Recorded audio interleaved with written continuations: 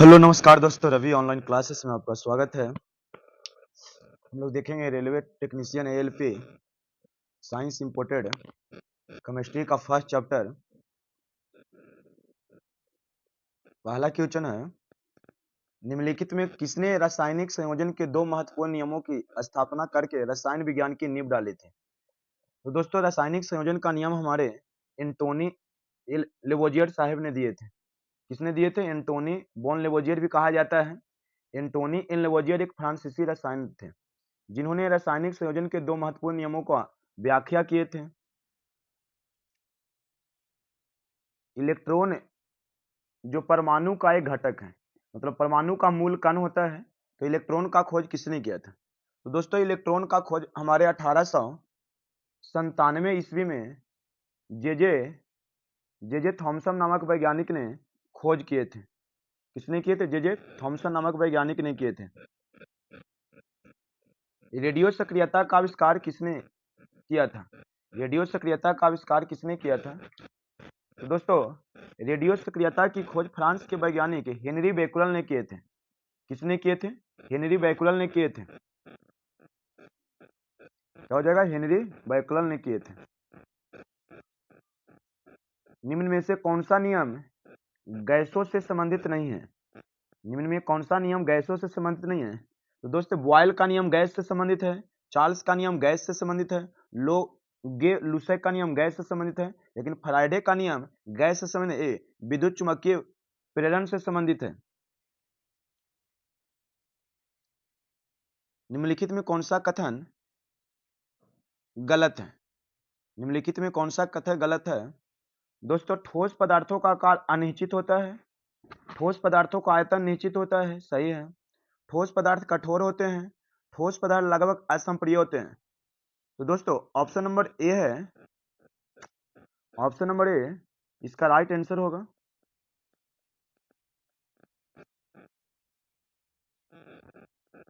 Option number A right answer होगा। देखिए, ठोस पदार्थ का आयतन एवं आकार दोनों निश्चित होता है। उस प्रक्रिया को किस नाम से जाना जाता है? उस प्रक्रिया को किस नाम से जाना जाता है जिनमें ठोस पदार्थ को गर्म करने पर सीधे वह गैसीय अवस्था में बदल जाता है? जब किसी ठोस पदार्थ को गर्म किया जाता है तो सीधे गैस में बदल जाता है, तो यह प्रक्रिया ऊर्ध्वपातन कहलाता है। क्या कहलाता है दोस्तों? ऊर्ध्वपातन कहलाता है। जैसे कपूर, आयोडीन, गंधक, नौशादार या अमोनियम क्लोराइड, बेंजोइक अम्ल, ये सब सीधे ठोस पदार्थ गर्म करने पर गैसीय अवस्था में बदल जाता है, जिसे ऊर्ध्वपातन कहा जाता है। मध्यवर्ती तरल अवस्था में पारगमन के बिना किसी तत्व के प्रत्यक्ष रूप से ठोस से गैस में परिवर्तित करने की प्रक्रिया को क्या कहा जाता है? तो उसे ऊर्ध्वपातन कहा जाता है। तो ऑप्शन नंबर ए होगा, जबकि यहाँ पे ए होगा, यहाँ पे बी में दिया है। सामान्यतः पदार्थ की अवस्था में भौतिक वर्गीकरण को अवस्था को शामिल नहीं किया जाता है। देखिए, भौतिक विज्ञान में पदार्थ की अवस्था के रूपों में एक जिसे पदार्थ ग्रहण करता है वो हमारे कोलाइडल है। क्या है सर? कोलाइडल। कोलाइडल को शामिल नहीं किया जाता, जबकि ठोस, द्रव, गैसीय है वो हमारे भौतिक वर्गीकरण मतलब पदार्थ की अवस्था है। पदार्थ की तीन अवस्था है, लेकिन चौथा अवस्था भी होता है प्लाज्मा, पंचमा बोस आस्ट कंडेंसेंट होता है। निम्न में कौन सा कथन निम्नलिखित में कौन सा कथन गलत है? तो पदार्थों के कण स्थिर अवस्था में रहते हैं? नहीं सर, पदार्थ के कण स्थिर अवस्था में नहीं रहते, वो गतिशील होते हैं। तो ऑप्शन नंबर ए होगा। क्रोमैटोग्राफी की तकनीक का प्रयोग होता है। क्रोमैटोग्राफी तकनीक का प्रयोग होता है। क्रोमैटोग्राफी तकनीक का प्रयोग होता है एक मिश्रण से अवयवी पदार्थों को अलग करने के लिए। क्रोमैटोग्राफी किसी मिश्रण को अलग करने की एक प्रक्रिया है, किसी अलग करने की प्रक्रिया है जिसका उपयोग विभिन्न घटकों को एक मिश्रण से अलग करने के लिए किया जाता है। अलग करने के लिए किया जाता है। जब दो द्रवों के क्वथनांक में अंतर अधिक होता है तो उसको मिश्रण को आसवन विधि द्वारा अलग किया जाता है। और ये जो होता है, इनके घटकों एक मिश्रण को अलग अलग करने के लिए किया जाता है। निम्नलिखित में किसे अन्य पदार्थ में नहीं बांटा जा सकता है? कंपाउंड, एटम, मिश्रण, मॉलिक्यूल। देखिए सर, मॉलिक्यूल तो हमारे दोस्तों एटम है जो परमाणु है। एटम मतलब क्या होता है? परमाणु को आप नहीं डरते हैं। यह तत्व का सूक्ष्म कण परमाणु होता है। तत्व का सूक्ष्म कण क्या होता है? परमाणु होता है। तत्व का सूक्ष्म कण क्या होता है? कंपाउंड मतलब यौगिक होता है, यौगिक को आप तोड़ सकते हैं, यौगिक को आप तोड़ सकते हैं, मिश्रण को भी अलग कर सकते हैं, मॉलिक्यूल मतलब अणु को आप तोड़ सकते हैं, टूटेगा, क्योंकि परमाणुओं को मिलने से अणु का निर्माण होता है। कौन अधात्विक खनिज है? अधात्विक खनिज कौन सा है? Magnesium, manganese, silica, bauxite. देखिए अधात्विक मतलब अधातु का गुण पाया जाता है, तो सिलिका अधात्विक खनिज है, सिलिका अधात्विक खनिज है। धात्विक खनिज में धातु होते हैं, धात्विक खनिज में धातु होते हैं, अधात्विक में धातुएं नहीं होते हैं, और ये मूल रूप से कार्बनिक होते हैं। निम्नलिखित में से किस वैज्ञानिक ने पदार्थ की पांचवा अवस्था के लिए कुछ गणना किया था? निम्नलिखित में से किस वैज्ञानिक ने पदार्थ की पांचवी अवस्था की गणना किया था? तो सत्येंद्रनाथ बोस, सत्येंद्रनाथ बोस। 1920 ईस्वी में भारतीय भौतिक वैज्ञानिक सत्येंद्रनाथ बोस ने पदार्थ की पांचवा अवस्था के लिए कुछ गणना किए थे। इस गणना के आधार पर अल्बर्ट आइंस्टीन ने बोस आइंस्टीन कंडेंस के रूप में पदार्थ की एक नई अवस्था की अवधारणा किया, जिसे पदार्थ की पांचवा अवस्था के नाम से जाना जाता है। परमाणुवीय नाभिक का खोज किसने किया? दोस्तों परमाणु के नाभिक का खोज अर्नेस्ट रदरफोर्ड ने वर्ष 1911 ईस्वी में किए थे, वर्ष 1911 ईस्वी में किए थे। परमाणुीय नाभिक का किसने खोज किया दोस्तों? तो रदरफोर्ड ने 1911 ईस्वी में किए थे। जे थॉमसन ने इलेक्ट्रॉन की खोज की 1897 में, जिसके लिए जे थॉमसन को 1906 ईस्वी में नोबेल पुरस्कार से सम्मानित भी किया गया। अब प्रोटॉन का खोज किसने किया? Ernest Rutherford. एटम में न्यूट्रॉन का खोज किसने किया? मतलब परमाणु में न्यूट्रॉन का खोज किसने किया? तो दोस्तों परमाणु में न्यूट्रॉन का खोज चैडविक ने किए, चैडविक ने किए थे। परमाणु में कक्षा को भरने का क्रम नियंत्रित होता है, परमाणु में कक्षा को भरने का नियंत्रित होता है। तो ये नियम हमारे अपवायु के सिद्धांत पे होता है। अपवायु के सिद्धांत द्वारा परमाणु में ऊर्जा को इलेक्ट्रॉन के भरने का नियंत्रित होता है। सितारों में प्लाज्मा बनने का कारण क्या है? सितारों में प्लाज्मा बनने का कारण है उच्च तापमान। सितारों में प्लाज्मा बनने का कारण उच्च तापमान है दोस्तों। पदार्थ की चौथी अवस्था को क्या कहा जाता है? प्लाज्मा। और पदार्थ की पंचमी अवस्था का बोस आइंस्टीन कंडेंसेट कहा जाता है। सभी तत्व के परमाणुओं का आकार कैसा होता है? सभी तत्व के परमाणुओं का आकार कैसा होता है दोस्तों? तो सभी तत्व के परमाणुओं का आकार गोलीय होता है। सभी तत्व के परमाणुओं का आकार कैसा होता है? तो गोलीय होता है। निम्न में कौन सा गैस द्रव और ठोस स्थिति में मुक्त रूप में उपलब्ध होता है? तो carbon dioxide. Carbon dioxide gas, द्रव और ठोस तीनों स्थिति में पाया जाता है। द्रव के रूप में इसका उपयोग ठंडे पेय पदार्थ में होता है, और सूखी बर्फ कार्बन डाइऑक्साइड को ठोस ड्राई कार्बन डाइऑक्साइड कहते हैं, मतलब सूखी बर्फ के नाम से जाना जाता है। ताप बढ़ने पर सभी पदार्थ की विलयता क्या होती है? ताप बढ़ने पर सभी पदार्थ की विलयता क्या होती है दोस्तों? तो कुछ पदार्थ की बढ़ती है, कुछ पदार्थ की घटती है। दाब बढ़ने पर द्रव में गैस की विलयता बढ़ती है। अब निम्नलिखित में कौन सा उपकरण रासायनिक ऊर्जा को विद्युत ऊर्जा में परिवर्तित करता है? रासायनिक ऊर्जा को विद्युत ऊर्जा में प्रयोग करता है वो विद्युत सेल, बैटरी कौन होता है? उसमें रासायनिक ऊर्जा को विद्युत ऊर्जा में परिवर्तित किया जाता है। विद्युत सेल रासायनिक ऊर्जा को विद्युत ऊर्जा में बदलता है। विद्युत हीटर विद्युत ऊर्जा को उष्मा ऊर्जा में बदलता है। विद्युत पंखा विद्युत ऊर्जा को यांत्रिक ऊर्जा में बदलता है। हेयर ड्रायर विद्युत ऊर्जा को तापीय और ध्वनि ऊर्जा में बदलता है। शुष्क सेल में ऊर्जा संग्रहित होती है, शुष्क सेल में ऊर्जा संग्रहित होती है रासायनिक रूप में।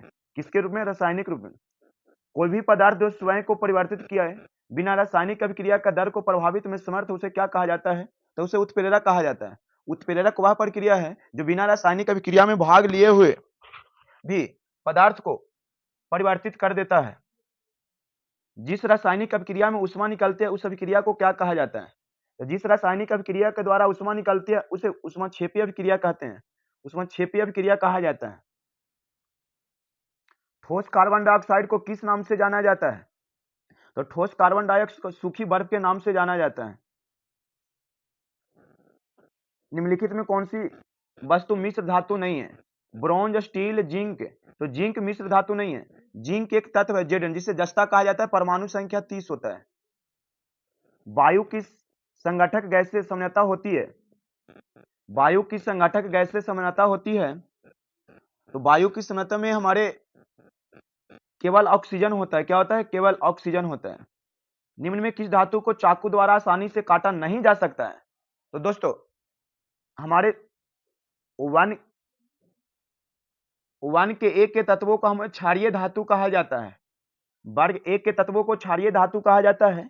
इसे किरोसिन तेल में डुबाकर रखा जाता है जो मुलायम, साथ में मुलायम होता है, तो इसे चाकू से काटा जाता है। जैसे सोडियम को चाकू से काटेंगे, लिथियम को चाकू से काटेंगे, पोटेशियम को चाकू से काटेंगे, लेकिन एल्युमिनियम धातु को आप चाकू से नहीं काट सकते हैं। धातु की विशेषताएं क्या है? धातु की विशेषताएं क्या है? तो धातुएं विद्युत एवं ऊष्मा की सुचालक होती है। धातु विद्युत एवं ऊष्मा की सुचालक होती है। धातुएं में एक विशेष प्रकार की चमक होती है। धातुएं ध्वनि उत्पन्न करती है। धातुओं का घनत्व उच्च होती है। धातुएं कठोर होती है। इसका द्रव्यमांक और क्वथनांक उच्च होता है। 22 का ऑप्शन नंबर बी होगा। निम्न में कौन सी धातु सबसे हल्की होती है? पारा, चांदी, लिथियम, लेड। तो लिथियम धातु सबसे हल्की होती है। हल्की होने के कारण सबसे हल्की धातु है। इसका लिथियम का परमाणु क्रमांक 3 होता है। संकेत एलाई होता है। लिथियम का संकेत एलाई होता है। पल्टेनियम सबसे कठोर धातु है। पल्टेनियम सबसे कठोर धातु है। सबसे भारी धातु जो होता है वो ओस्मियम है। क्या है? ओस्मियम है। निम्नलिखित में कौन सी धातु को तेल में रखना आवश्यक होता है? तो देखिए, यहाँ पे तेल में रखी जाने वाली धातु सोडियम आपने पढ़ा होगा, लेकिन पोटेशियम को भी तेल में रखा जाएगा। वायु में खुला रखने पर पोटेशियम वायु से क्रिया कर लेते, इसलिए तेल में रखना आवश्यक होता है। सोडियम, पोटेशियम मिट्टी के तेल में रखे जाते हैं। निम्नलिखित में विषम की पहचान कीजिए। निम्नलिखित में विषम की पहचान कीजिए। वायु, मिश्र धातु, जल। तो दूध, दूध जो है विषम है। दूध एक पायस का उदाहरण है। 2 या 2 से अधिक अमिश्रणीय तरल पदार्थ से बना एक मिश्रण है। पायस के उदाहरण में शामिल है मक्खन, दूध, क्रीम, ये सबसे। दूध उदाहरण है किसका? तो इमल्सन या पायस का।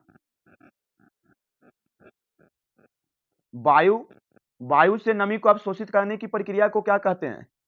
वायु से नमी अवशोषित करने की प्रक्रिया को निआद्रीकरण कहते हैं। क्या कहा जाता है दोस्तों? निआद्रीकरण।